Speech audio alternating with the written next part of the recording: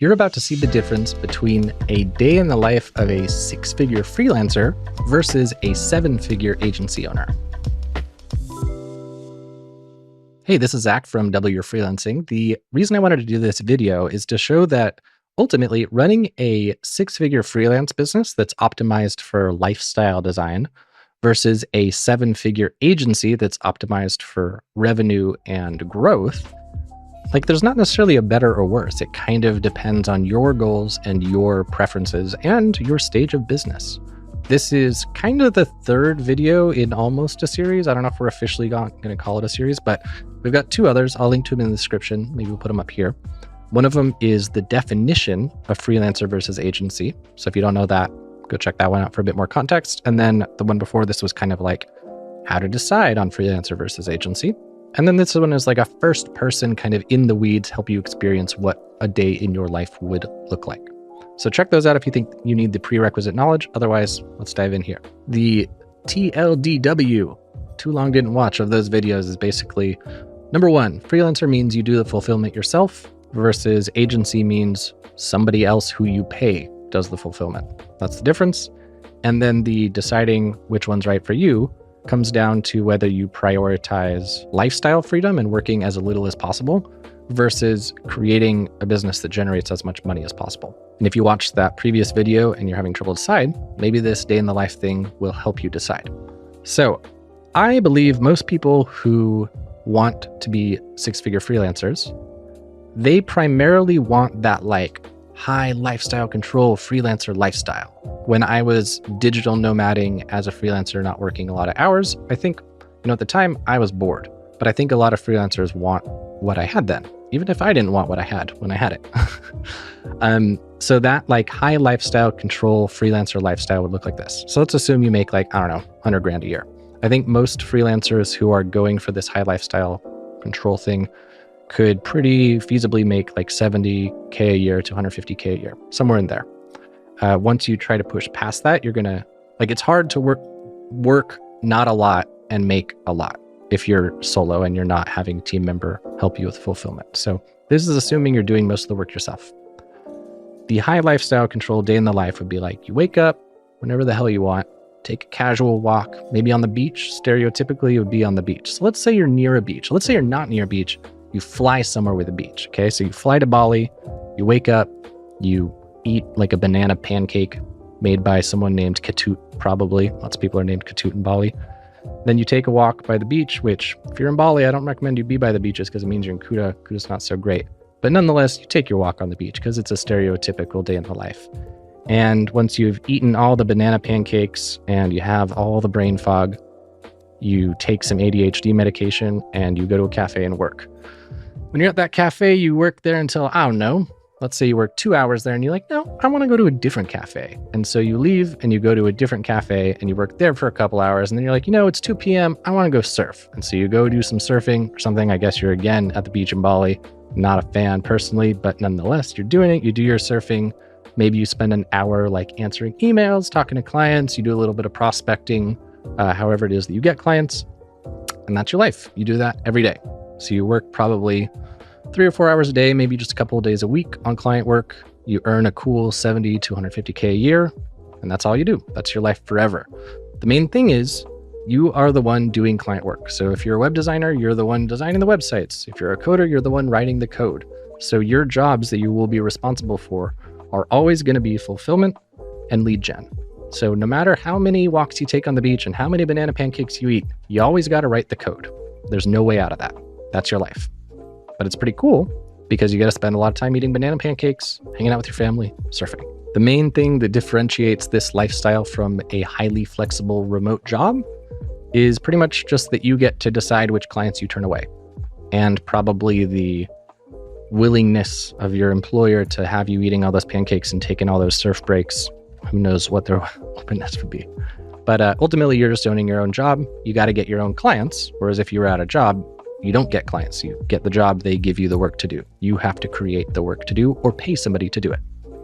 Let's talk a bit about what it looks like to run an agency. To be clear, you can still run an agency or a businessy business in Bali, on the beach, eating pancakes, all that crap. But in my mind, it becomes quite a lot harder.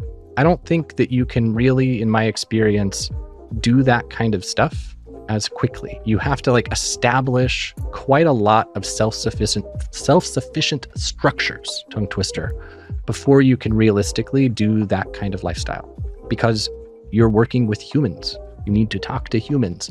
And until the business is humming along like clockwork, which, by the way, good book, Mike Michalowicz, Clockwork, really relevant for running an agency. Until you have the business set up to where it actually doesn't really need you, you can't just like sod off and go surfing. You need to talk to your team. You need to be debugging things. You need to be building your systems. But what it unlocks for you is eventually, one day, you can go surfing for a month straight and eat so many banana pancakes that you just want to throw up all the time, and your business won't burn down. My friend Joanna Galval, she was on the DYF podcast. You can check out her episode. She wanted to clockworkify her business to remove herself from it so that she could take maternity leave without the business burning down, and she was able to do it. If you're a freelancer and you want to take a maternity leave, the business gets paused. There's no way that your business can keep servicing clients if you're not doing it. So the payoff is huge, but the energy expenditure to get there is also huge, and I think a lot of people downplay it. However, if you do have the aspiration to run a business, like if that's a thing you want to do, you wake up and you say, oh, I want to run a business one day. Like I want to run a 7-figure business. I want a thing that makes a lot of freaking money, and I'm down to put in a bunch of work to get it there. Then I think it's a really good way to go. I had a lot of years where I was freelancing and I didn't want to be, where I felt kind of stalled because I didn't want to be doing it, but I accidentally constrained myself and created a situation I couldn't escape from, which I talk about in a different video about how many freelancers make a mistake when trying to scale. I won't get into it here. We're already at 8 minutes. I'm trying to keep these things tight. But I tell you, you can find a video one day on our YouTube, or maybe today on our YouTube, about this very thing. Let's talk about a day in the life of the agency. So you wake up, and you're probably going to be spending a lot of your time on strategy and debugging. I have this metaphor I think of a lot of like spinning plates. So there are these 3 categories of every business: lead gen, sales, fulfillment. If you are running an agency, the goal is to be able to get each of these 3 categories to do their thing without your time taken. So ideally, you would have a business where you're paying money to get all the leads you need. And maybe you're paying that money to like a service, like say Facebook ads, you're just giving them dollars, or you're paying that money to somebody on your team to do their job, which results in the thing. So let's say you have someone on your team who's doing cold outreach. You pay them money, they generate leads, boom, leads for money. Sales, again, you want to be converting your leads into customers without it taking your time, ideally. But the fact for all of these things is that in order to get to the point where it doesn't take your time, you're going to probably have to spend time at first. It's really hard to delegate things if you don't understand how they work, at least in my experience. I have not yet met a business owner who does really, really well, who delegates stuff that they entirely don't understand without paying out the ass to do so. Because the only way to know that this person you're delegating something to is doing it well is to ensure that they're like the best at what they do. And people who are the best at what they do are very, very, very expensive. And so the route that most freelancers who scale an agency will go, or at least the route I personally prefer to go, is understanding how to do something myself, finding the streamlined process, creating the SOP, delegating it to somebody else. That's how most of the things that I personally scale and delegate go. So your life and your day-to-day as an agency owner, like a 7-figure agency owner, is basically going to be looking at those 3 categories: lead gen, sales, fulfillment, and asking yourself which of them is weakest and needs the most improvement. Which of them do you want to like dedicate time and energy to make the business more profitable? I like this personally because it's like, I think of it as like playing the video game of business. But back when I was freelancing, I was really resistant to it because I wanted each project to be interesting. I have ADHD, so I like novelty and excitement, and the idea of doing templated websites sounded really boring. But as a result, I forced myself to be stuck in fulfillment because I couldn't reliably delegate it, which meant I prevented myself from playing the video game of business, which I quite enjoy, as it turns out. I'll talk a bit more about that in other videos about productization and reducing project variability. For now, let's keep focused on the day of life. So you wake up, you analyze these areas, you marshal team resources or dollars to help solve things better. So it might mean you talk to a team member and have them go on some project that's going to improve your lead gen or your sales or your fulfillment and all the things that these branch into. Because there's certain things like, let's say, for example, you want to create recurring revenue in your agency. Does that count as fulfillment? Does it count as sales? Does it count as lead gen? Maybe all three, maybe little bits from here, from here, from here. Because if you want recurring revenue, you need a way to provide recurring value, which means that you need a product to sell, or you need a service that will provide value each month, which is in the fulfillment category. In order to get people to buy it, you have to sell it to them. Do you sell it to past clients? Do you sell it to new clients? You get what I'm getting at. So it becomes this big puzzle of constant analysis, putting money and humans into different slots to try to create the outcome that you want, to create a better life for you, your team, your clients, etc. You're going to be spending a lot of time either managing your team directly when you're small, or managing the managers who manage your team when you're bigger. You're going to spend time either directly looking at funnel metrics when you're small, or talking to the marketing people who have the funnel metrics, who can parse them and give them to you when you're bigger. You make your decisions based on data and based on what you're seeing and feeling as the person leading the thing, or based on what the managers who are in charge of perceiving things are seeing and feeling. You will likely always have to lend a hand somewhere until you're doing really, really, really, really, really well, like 8 figures plus.